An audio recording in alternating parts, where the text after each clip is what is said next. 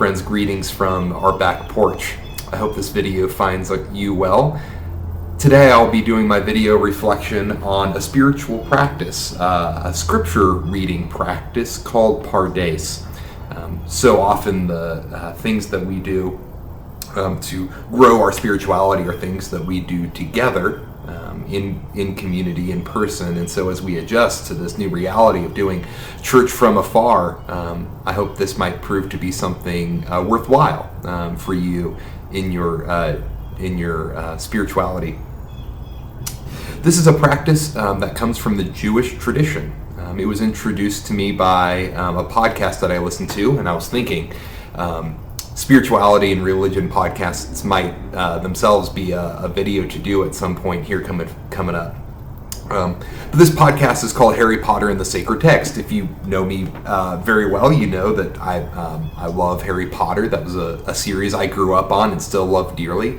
And this is a podcast that doesn't, Harry Potter isn't its religion, but it takes a lot of spiritual practices. It's a couple of divinity school students who produce it, and it takes practices of mindfulness and textual readings and intentional kind of life application of the text that we so often do with sacred scripture, and it applies them to the Harry Potter books, which is a cool project that they put on. But I want to introduce you to that practice called Pardes, and so recognizing that the person on that podcast who introduced it is Jewish, I know that there's going to be parts of this that I can't speak to authentically, but would definitely say that the application from Jewish scripture into other parts of scripture wouldn't be inappropriate. So that said, I will be reading today from the Old Testament, our lectionary passage from Ezekiel 37, 1 through 14, which is the Valley of Dry Bones. And so I'm going to introduce you to this passage where we read through the scripture 4 times, and there's kind of 4 lenses through which we read the scripture. So I'm going to let you pause the video now if you want to read that passage. And assuming you have done that, I will introduce you to the practice. So the first part of Pardes, the first part is called the Peshat, which is the straight reading, the surface reading. It's what is literally happening in the text. And so what's happening in chapter 37 is that God has brought Ezekiel into this land, this valley, where Ezekiel encounters a sea of bones, of skeletons. And God asks Ezekiel how does he interpret these bones? Can these bones live? And God answers.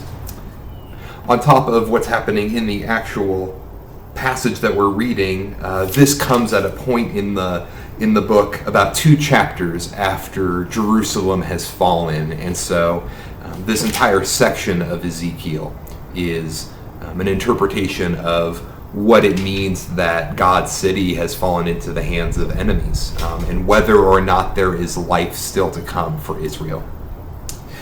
The second part of Pardes is called Remez, which is kind of the allegorical meaning or metaphorical meanings that might be in the text. So things beyond what's literally written. And so I think it's fair to say that since Jerusalem has just fallen, that this is something where Ezekiel isn't just looking at a graveyard, right? It's not just a particular number of bones that he's looking at, and whether these bones in particular can live. It's, can God make dead things live again? Can God take things that do not appear to have life and give them life? And in the context of Israel, that was an important question. If they're out in exile and the temple has fallen, can their religious life continue? And I think that applies certainly to us today. The third part of Pardes is Drosh. And Drosh, I guess as I understand it, is a loose translation for seeking. But so it's kind of comparative in what it gives. So where are other places in Scripture where we see something that comes from this passage? And so the part of this passage I'm going to draw out is bones. And what it's making me think of is that I think the third chapter of Genesis, where Eve is created and it said, "You are bone of my bone and flesh of my flesh," which in Genesis is speaking of the deep connection that humans have to one another. But knowing that, saying that you are bone of my bone, that you are part of me, that the very most fundamental part of you is the same in you as it is in me. We are connected that deeply. To say then that we are in Ezekiel and that there is a valley of dry bones, and can they live? Well, if bones are the things that are the deepest, if these are already the deepest parts of who we are, and we are all connected, then so long as there are people living, and perhaps even beyond, then there is life possible in those bones based on the relationships that we have with them and the relationships we have with one another. The final part of Pardes is sod, which is the secret, and this is the part that the podcaster who introduced this said very clearly, that Jewish scholars spend lifetimes trying to achieve and never get to good sods. That it's the part the secret that might never be solved.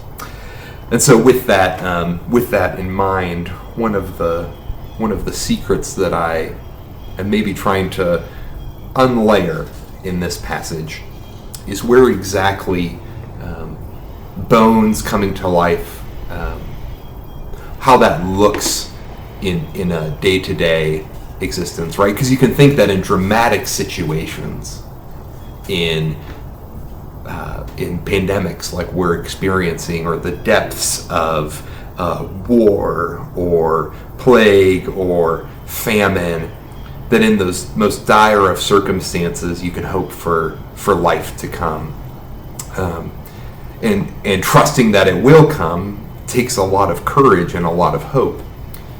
But that there are even tiny places in our lives day by day where we experience lack of life, broken relationships, and systems that fail people who are most marginalized already. And so I wonder how much of this passage is intended to be for those dramatic moments. How much of that is meant to be a big sweeping statement about God overcoming great suffering, and how much of this is inspiration to us to simply try to bring life, even in the smallest places, day in and day out. I definitely don't have a good answer for that, but that's what I'll be reflecting on. So to review the steps of Pardes for you to use in whatever passage you think might be good for. Peshat, which is the surface reading, the straight reading. Remez, which is the allegorical or metaphorical reading. Drash, which is the comparative reading. Where else in Scripture have you seen themes or items before? And then the sod, which is the secret. I hope you're able to use that going forward, and I look forward to more chances to delve into spirituality with you in the coming weeks.